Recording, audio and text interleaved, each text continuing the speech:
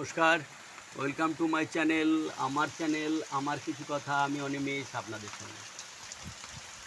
ভাদ্র মাসের শেষ লগ্নে বৃষ্টি হচ্ছে, মাঝে কয়েকটা দিন সপ্তাহখানেক বৃষ্টি হয়নি। আজ আবার শুরু হয়েছে বৃষ্টি, বেশ জোরে বৃষ্টিটা এসছে। বৃষ্টির খুবই দরকার, কারণ গ্রামের ধান চাষের জন্য এটা তো অবশ্যই দরকার।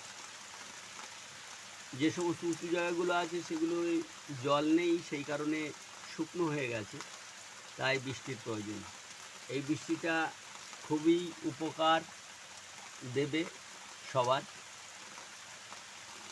সেই কারণে ভিডিওটা বানালাম। ভালো লাগলে লাইক করবেন, শেয়ার করবেন। ধন্যবাদ।